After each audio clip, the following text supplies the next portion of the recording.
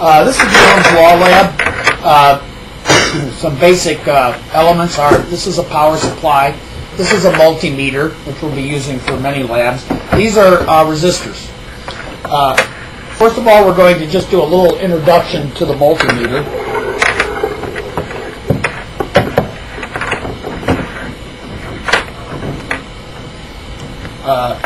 We have a couple of different styles, but they all have some basics. I'm going to first use this will measure voltage, current, and resistance. I'm going to first use it to measure voltage. So I find the setting for the, press the on off switch, I find the setting that has a V. You can't see it in the picture, but there's a V with 2 bars on top. That means DC voltage. There's also a V with a little squiggly line on top. That's AC voltage. You won't be using that in this lab. So I'm going to use this to measure a voltage. So I've got this indicator set on V with the 2 bars on top. Then there are inputs labeled for the different things you're measuring. This one is labeled V, and this one is labeled COM for common. You would use that one for any of the measurements. Then I'm going to turn on the power supply. The power supply has 2 outputs that are red and black. The red is positive voltage and the black is negative voltage. The green is ground that you won't be using. So if I wanted to measure the voltage here, I would take the probe from the meter, plug it into plus and plug it into minus. You measure a voltage in parallel with the voltage. So I've got the meter now hooked across the voltage, and I'm reading 8.08 volts. 8.08 volts. And this has got a little adjuster on it that changes the voltage. So I'm going to set that now at 2 volts.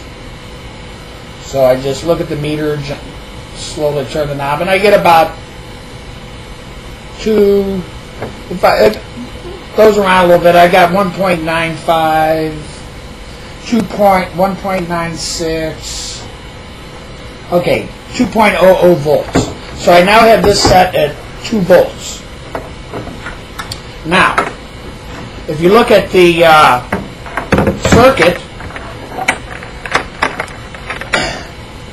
in the lab, when I'm setting up a circuit, I just like to start at the positive voltage of the power supply. Turn the power supply off. I'm going to start at the positive voltage of the power supply, and I'm going to see that that goes to resistor number 1. So, positive voltage, follow the circuit diagram, and go into resistor number 1. Then I come out of resistor number 1. I come out of resistor number 1, and I want to go into a current meter. Okay, so now I'm going to set this up to read current. So I find the position that says, on this one it says 4 MA, 4 milliamps, and then with 2 little bars on top, once again DC. Now to measure a current, the current needs to flow into the meter and then flow out of the meter. So right here is the milliamp input for measuring current. And I'm going to take the current coming out of resistor number 1, and I'm going to put it into the milliamp input. Then I'm going to come out of the common, and looking at the circuit diagram, this wire should go around to the negative of the power supply. So now this meter is set up to measure current. This one is still set up to measure voltage, so I'm going to place that across the voltage I'm interested in, namely from one side of resistor 1 across to the other side of resistor number 1. And it's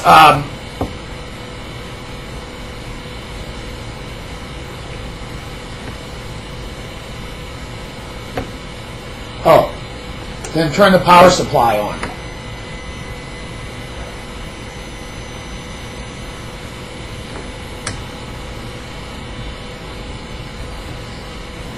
It turns out that this was beeping, so I had to raise it to 400 milliamps.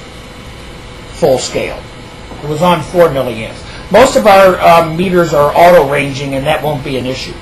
So right now I'm going to fine tune this voltage a little bit. The lab procedure says make it 2 volts across resistor 1, and I'm reading 13.8 milliamps flowing through resistor 1. So I'm going to write down my data will be 2 volts, 13.8 milliamps. To change that milliamps to amps, you have to divide by 1,000.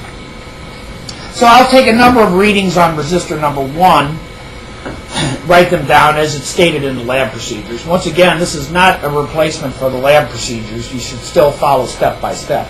Then I'm going to pick up the whole thing and move it. I want it the exact same circuit, but I want resistor 2 in the circuit.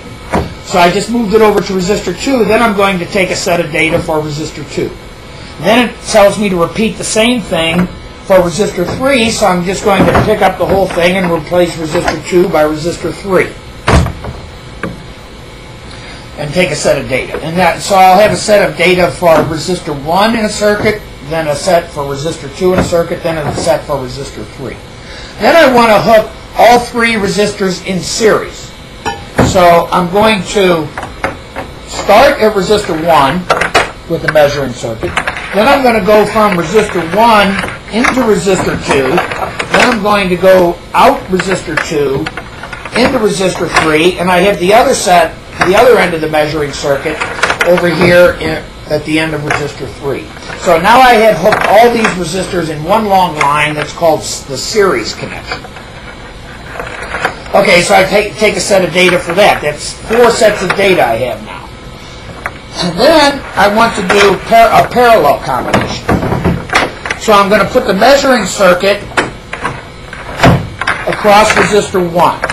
And if you look at the parallel combination, I want the left-hand side of resistor 1 to go to the left-hand side of resistor 2, and I want the left-hand side of resistor 2 to go to the left-hand side of resistor 3. Then I want the right-hand side of resistor 1 to go to the right-hand side of resistor 2. Then I want the right-hand side of resistor 2 to go to the right-hand side of resistor 3. This is parallel, the parallel combination. Okay, then I take a set of data for that.